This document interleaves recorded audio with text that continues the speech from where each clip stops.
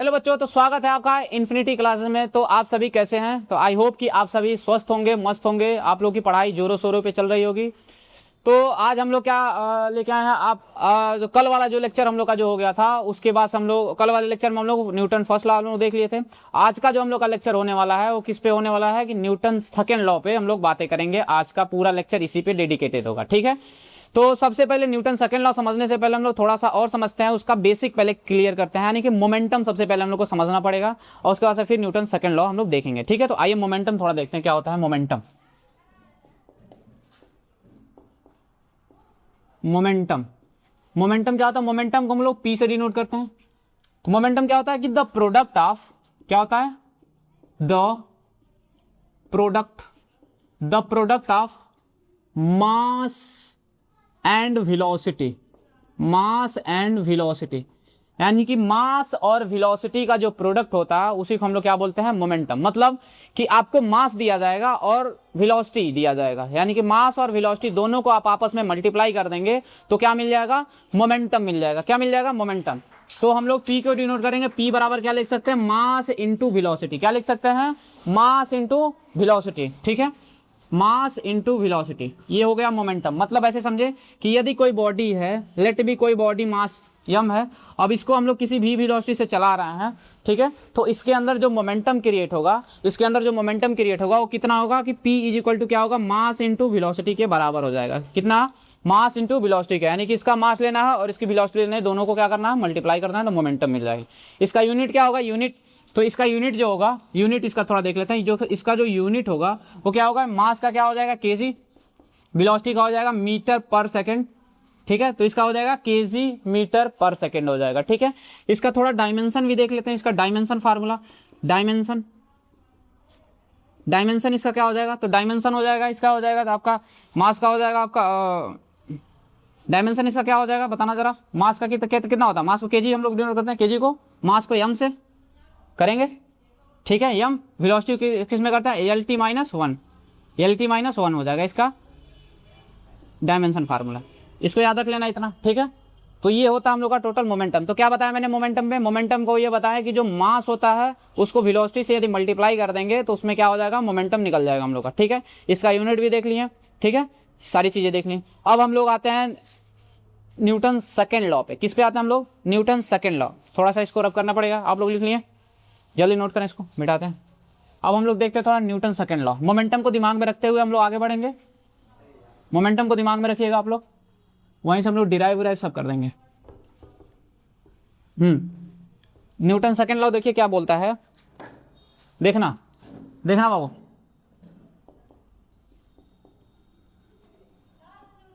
Newton second law देखें कि the rate of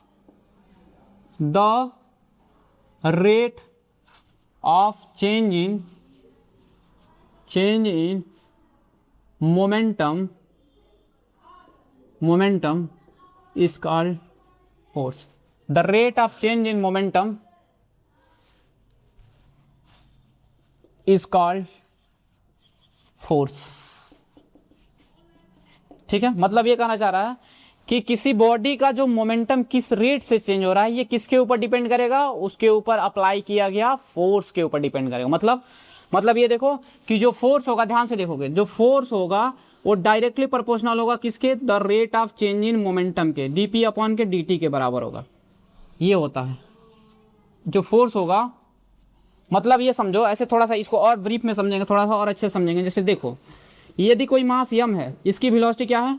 v है, ठीक है। तो यहाँ का मोमेंटम क्या होगा जरा बताना। इसका मोमेंटम क्या होगा? इसका मोमेंटम लिखना होगा, क्या लिखोगे? m into v. बहुत शानदार। तो इसका जो मोमेंटम लिखोगे क्या लिखोगे? m इंटू वी लिखोगे। अब सोचो जरा, इसकी वेलोसिटी हम लोग क्या कर दें? आफ्टर टाइम t टाइम बाद इसका मास तो यही रहेगा, लेकिन वेलोसिटी यदि v से क्या हो गया? v डैश हो गया।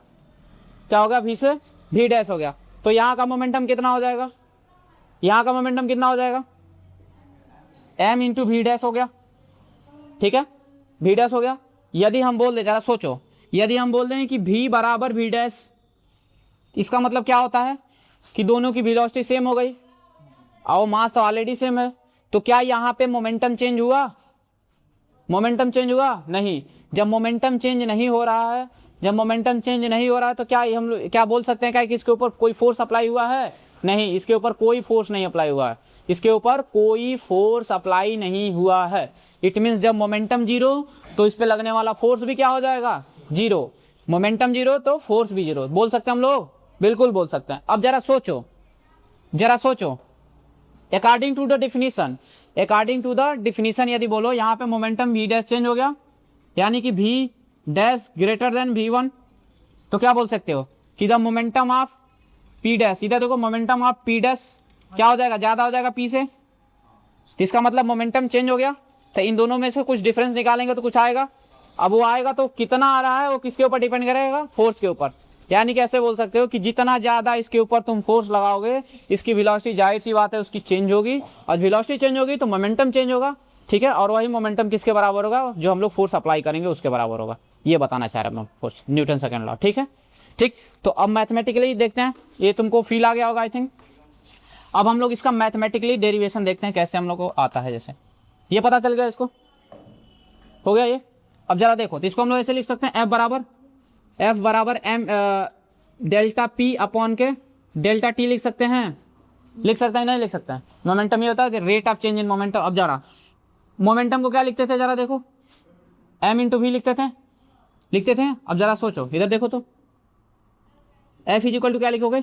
मोमेंटम को m into u initially momentum, थोड़ा और ऐसे लिखेंगे, चेंज का मतलब ऐसे लिखोगे, F is equal to p final minus p initial divided by t लिख सकते हैं। कोई दिक्कत किसी को? अब जरा इस सबका अलग अलग मोमेंटम लिख लेते हैं यहाँ से। जैसे मान लो कोई बॉडी यहाँ पे मास m है, इसकी वेलोसिटी इनिशियली u है, और कुछ समय बाद इसकी मास यही मास होता है और इसकी वेलोसिटी v हो जाती है। तो सबका मोमेंटम यहाँ पे p इनिशियली क्या होगा? p इनिशियल कितना होगा? m इंटू यू, और यहाँ पे p फाइनल कितना होगा बताना जरा? m इंटू वी होगा। तो यही वैल्यू हम उठा के यहाँ रखते हैं, देखते हैं क्या होता है। तो फाइनल मोमेंटम कितना है? m इंटू वी लिख देंगे, और इनिशियल मोमेंटम कितना है? m इंटू यू होगा डिवाइडेड बाई टी। होगा कि नहीं होगा? अब जरा देखो, मास दोनों में कॉमन है, सेम मास है, तो मास को बाहर निकाल लेंगे, मास को बाहर निकाल लेंगे ना। तो जब हम F इक्वल टू क्या लिखेंगे? मास को बाहर निकालेंगे तो ये हो जाएगा तुम्हारा v minus u divided by T. कोई दिक्कत होगा? नहीं होगा ना। अब जरा देखो, एक तुम लोग इक्वेशन पढ़े होगे, v बराबर u प्लस ए टी पढ़े हो। अब जरा इसको इधर भेज देंगे क्या होगा? v माइनस यू बराबर ए टी पढ़े हो। तो जरा देखो तुम लोग a बराबर क्या पढ़े हो? a बराबर इसको t को इधर भेज देंगे क्या हो जाएगा? v minus u divided by a होगा, सॉरी t होगा। ये देखे हो इक्वेशन ऑफ मोशन से? तो यहाँ पे v minus u divided by T बराबर क्या है? a। तो क्या यहाँ पे हम लोग a लिख सकते हैं? लिख सकते हैं कि नहीं लिख सकते हैं? तो यदि हम क्या लिखेंगे, F इज इक्वल टू हो जाएगा तुम्हारा mass into v minus u divided by T. तो इस पूरे जगह पे क्या लिख सकते हैं? A। तो F बराबर आ गया मास इंटू एक्सेलरेशन।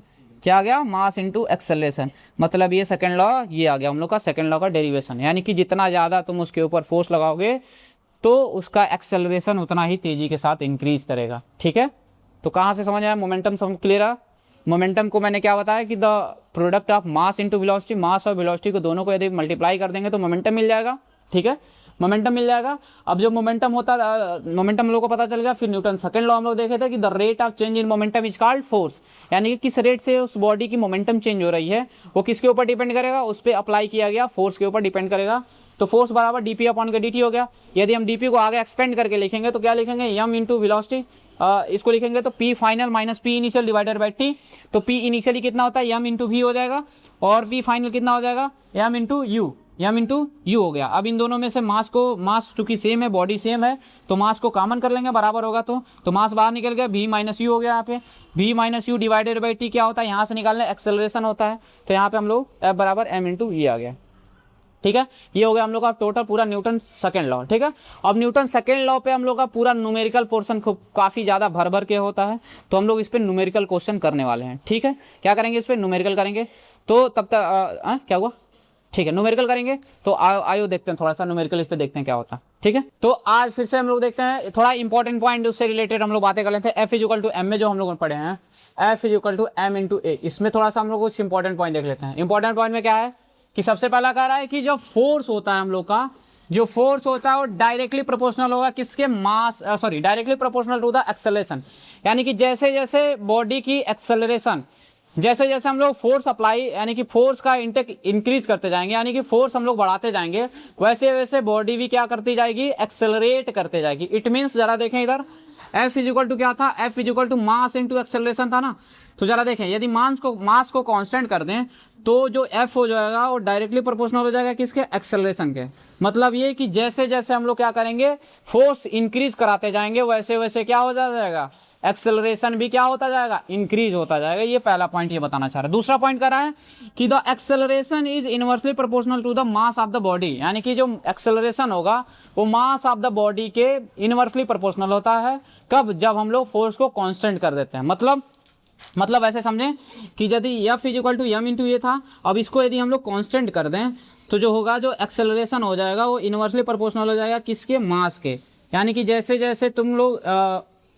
जैसे हम लोग मास इंक्रीज कराते जाएंगे, मास यदि इंक्रीज कराएंगे तो एक्सेलरेशन, मास इंक्रीज कराएंगे तो एक्सेलरेशन क्या हो जाएगा, डिक्रीज होता जाएगा। ठीक है, और इसको अच्छे से फील कराते हैं हम, जरा देखें इधर। अच्छे से फील कराने के लिए हम क्या करते हैं, देखना जरा, दो को यहाँ पे वेरिएबल मास लेके चलते हैं। एक का मास हम लोग 1 m लेके चलते हैं और दूसरे का मास हम लोग लेके चलते हैं कितना, 2 m लेके चलते हैं। ठीक है, कोई दिक्कत किसी को, वेरिएबल मास लेके चल रहे हैं। अब हम कहना ये चाह रहे हैं कि force constant, what do you mean by force constant. Force constant का मतलब होता है उसमें से एकदम बराबर फोर्स लगाएंगे। यदि यहाँ पे हम 5 न्यूटन का फोर्स लगा रहे हैं, 5 न्यूटन का, तो यहाँ पे भी कितने का फोर्स लगाएं, 5 न्यूटन का। कितने का, 5 न्यूटन का। ठीक है, ठीक। अब यहाँ पे हम लोग एक्सेलरेशन लिख सकते हैं। जरा देखो एक्सेलरेशन क्या लिखेंगे, ए बराबर क्या, F इजिकल टू हम लोग पढ़े थे, F इजिकल टू क्या था, मास इंटू एक्सेलरेशन। तो यहाँ पे फोर्स 5 न्यूटन, मास हमारा m है और एक्सेलरेशन निकालना है, तो ए बराबर कितना आ जाएगा, 5 डिवाइडेड बाई m। एक्सेलरेशन इतना आया। अब यहाँ पे जरा देखो, तो यहाँ पे एक्सेलरेशन निकालेंगे तो F इजिकल टू क्या था, मास इंटू एक्सेलरेशन। फोर्स कितना है यहाँ पे, 5 न्यूटन का फोर्स है, मास कितना है 2m और एक्सेलरेशन हम लोग को निकालना है, तो इसको इधर भेज देंगे। जरा देखो तो ए बराबर कितना निकल रहा है, 5 डिवाइडेड बाई 2m आ रहा है। इट मीन्स इसको ऐसे लिख सकते हो क्या, जरा देखो तो, जरा देखो इसको, यहाँ पे इसको लिख सकते हैं क्या, ए। तो ए बराबर कितना आ रहा है, मान लेते हैं ये ए हो गया और ये ए डैश हो गया, तो इसको लिख सकते हो क्या, a divided by 2, a dash equal to लिख सकते हो। यानी कि देखो यहाँ पे एक्सेलरेशन में क्या छेड़छाड़ हुआ, एक्सेलरेशन इनिशियली का आधा हो गया है, मास बढ़ा है तो एक्सेलरेशन क्या हो गया, कम हो गया ना, 2 से डिवाइड हो रहा है। तो जैसे जैसे हम लोग मास इंक्रीज करा रहे हैं, फोर्स को कांस्टेंट रखते हुए मास इंक्रीज करा रहे हैं, तो एक्सेलरेशन क्या हो गया, डिक्रीज हो गया। आया, क्लियर हुआ ये, तो ये लाइन क्लियर हुआ, कोई दिक्कत किसी को नहीं ना। अब यहाँ पे क्या होगा, यहाँ पे क्या होगा कि जैसे जैसे हम लोग क्या करेंगे, फोर्स इंक्रीज कराएंगे, मास भी इंक्रीज होता जाएगा। ठीक है, सॉरी, ठीक, क्लियर हो गया, ये क्लियर हो गया। अब हम लोग आते हैं इस पे न्यूमेरिकल वाले सेक्शन पे। तो अब हम थोड़ा सा आप लोग के लिए क्वेश्चन लाए हैं, तो क्वेश्चन आप लोग करते हैं और इस पे क्वेश्चन करने से और ज्यादा कंसेप्ट क्लियरिटी होगा। तो आइए क्वेश्चन देखते हैं। सबसे पहला क्वेश्चन हम लोग का ये रहा, क्या क्वेश्चन है, कह रहा है कि a body of mass 5 kg accelerate at 2 metre per second square. कह रहा है कि फाइंड फोर्स इसको निकालना है। निकाल के बताओ जरा, कितना फोर्स लगेगा, फोर्स कितना लगेगा बताओ, कितना लगेगा, 10 न्यूटन, 10 न्यूटन लगेगा, आओ निकालते हैं, 20 न्यूटन लगेगा। F इज इक्वल टू क्या पढ़े थे हम लोग, मास इंटू एक्सेलरेशन। मास कितना है भाई, 5 kg, एक्सेलरेशन कितना है 2, कितना आ गया, 10 न्यूटन का फोर्स लग रहा है। कितना न्यूटन का, 10 न्यूटन का आंसर आ गया हम लोग का। ठीक है, ठीक। अब देखो एक क्वेश्चन हमारे तरफ से, ये क्वेश्चन करो, अ बॉडी ऑफ मास 5 kg। ठीक है, ठीक है, accelerate a body of mass 5 kg, its initial velocity, if its initial velocity 10 meter per second and after 10 second its velocity become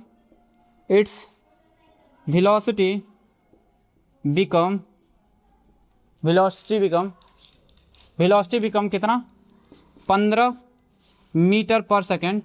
find force बताना है इस पे। ठीक है, तो फोर्स जल्दी याद करें इसको। हाँ तो चलिए आइए देखते हैं इसको कैसे सॉल्व करेंगे। देखें क्या क्या दिया, देखो इधर देखो, देखो जरा क्या कर रहा है, जरा देखना इसको। कह रहा है कि एक कोई मास होगा, इसका मास 5 kg है, इनिशियली इसकी वेलोसिटी क्या है 10 मीटर पर सेकंड है, और कुछ समय बाद इसकी वेलोसिटी कितनी हो जा रही है, कुछ समय बाद यानी कि मास तो वही होगा और इसकी वेलोसिटी कितनी हो गई 15 मीटर पर सेकंड हुआ, और ये टाइम ड्यूरेशन कितना लगा रहा है, इसमें कितना लगा रहा है 10 सेकंड तक, ठीक है 10 सेकंड तक लगा रहा है ना। तो इसमें पूछ रहा है फोर्स फाइंड आउट करना है, ठीक है, तो फोर्स निकालना है। फोर्स का हम लोग एक ही फार्मूला जानते हैं, F = m × a जानते हैं, तो ए कहीं से हम लोग को मिल जाएगा तो हम लोग का काम हो जाएगा। तो ए के लिए हम लोग जानते थे, एक पीछे से थोड़ा एक स्टेप और पीछे जाओगे तो क्या फार्मूला था हम लोग का, F = क्या था m × v - u/t था ना। बस मास कितना है 5, फाइनल वेलोसिटी कितना है भाई 15 - 10 / टाइमिंग 10 था, तो इसको करोगे तो 5 हो गया, 5 × 5 / 10, 5 × 5 = 25 / 10, इट मीन्स कितना होगा 2.5 न्यूटन का आंसर। किसका किसका सही था, आ गया था सबका, चलो ठीक है। तो इस तरीके से न्यूटन सेकेंड लॉ हम लोग का होता है खत्म। अब हम लोग क्या कल स्टार्ट करेंगे न्यूटन थर्ड लॉ। तब तक के लिए अच्छे से पढ़ते रहें, चमचमाते रहें, मुस्कुराते रहें। धन्यवाद।